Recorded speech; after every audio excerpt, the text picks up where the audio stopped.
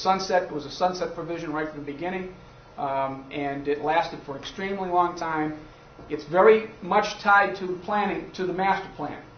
Its only justification was the fact that by having that this cap would allow us the opportunity to make changes and rearrange the way that we configure our zoning bylaws to be able to address the concerns that originally gave rise to it. Because we have our master plan coming forward at this particular point in time, the master plan committee and I think the planning board came to the conclusion that there was no longer any justification to maintain the growth management bylaw. Bear in mind one thing: if we implement the master plan and we run into problems with growth again, we can always bring the growth management bylaw back again. So it's a stopgap measure that has a considerable length of time, but under Massachusetts state constitutional law, we really run a risk as to how long that extends. If it comes to the point where the court determines, for example, that law in effect is a restriction on development, in and of itself, then we run contrary to the Massachusetts Constitution. It can only be used as a stopgap measure for a certain period of time to allow the town or any community to re-establish its zoning and try to address the concerns that gave rise to that particular bylaw. So that's what's going to happen on that growth management bylaw. Any questions? I hope I didn't confuse anybody about it. Okay. Thanks, Senator. That's good.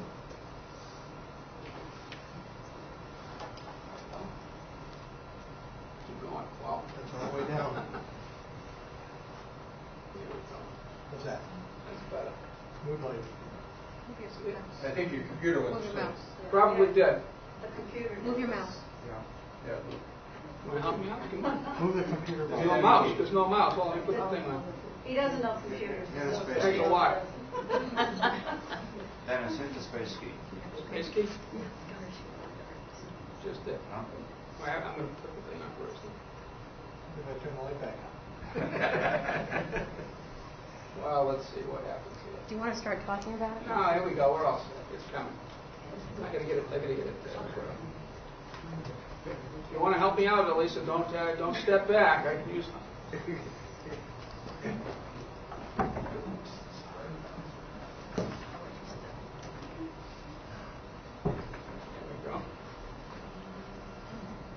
Don't know anything about computers, huh?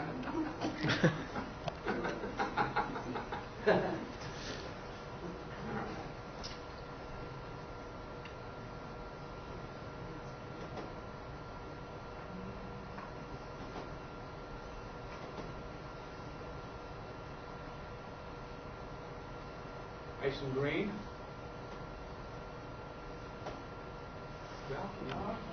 I'm going to do the, what is it, lost? just enter. No, just hit enter. That's what I have to do. When I give you a little wink. Every so many 222 minutes or whatever it is, so that the orchid doesn't. All right, we're going to crank this out real fast. All right, master plan.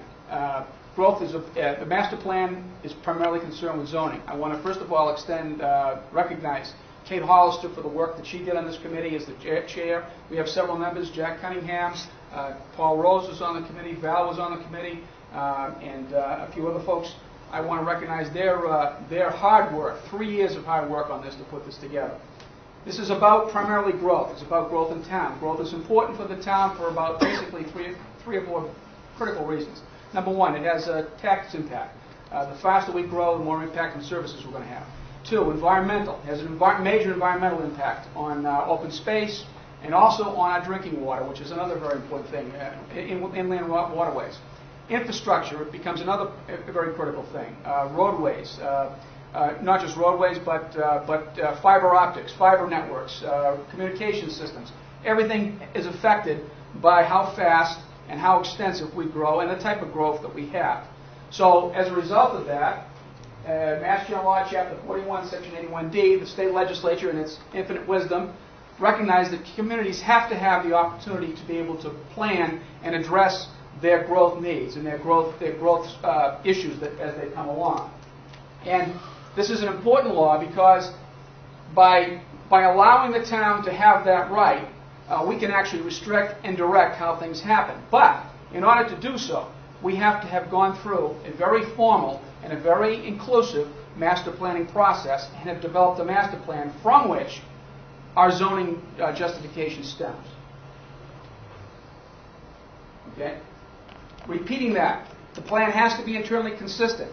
The plan that you read, and it's on our website, has to be has to be well thought out, well reasoned, and well crafted based upon information that was resulted through a series of fact-finding situations. So that's a very important thing to remember.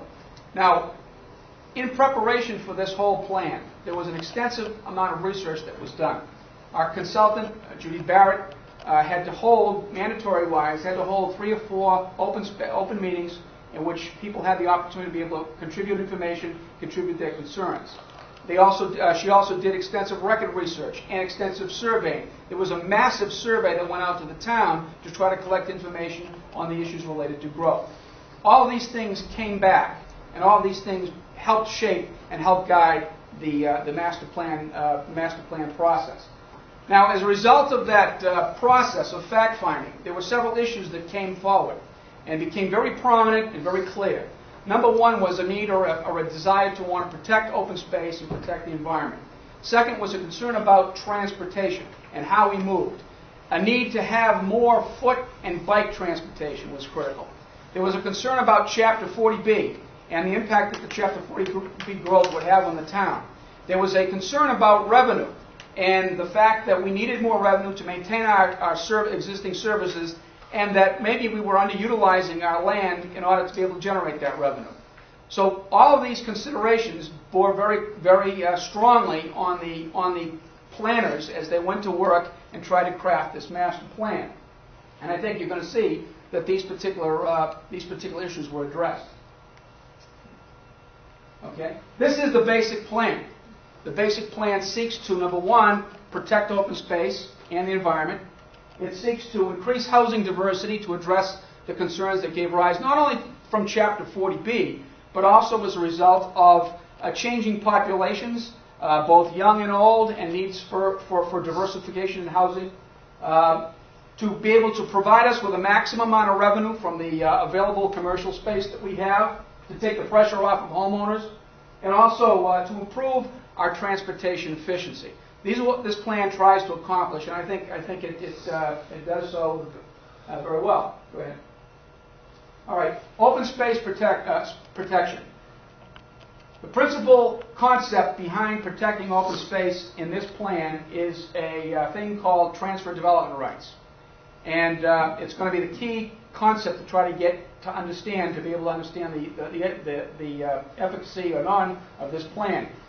What it will do, if this is implemented, and of course it will commit the town to studying and researching a bylaw, we will have to be able to examine the town, identify certain areas that we would identify as sending zones or zones that we would like to protect because of the open space value, and then other sections of town that would be receiving zones that would be available for more density as a trade-off. For example, in the receiving zones, we would sending zones rather, we would go to almost 2-acre density. All right, they'd be allowed for 2-acre density, and by purchasing open space in these so-called receiving zones, developers could pick up higher density in other locations. Now, it's very important to understand that one of the things that was identified in this whole process was the fact that we have been involved with a policy of 1-acre single-family detached housing for numerous years in this town. And that policy alone has caused certain problems.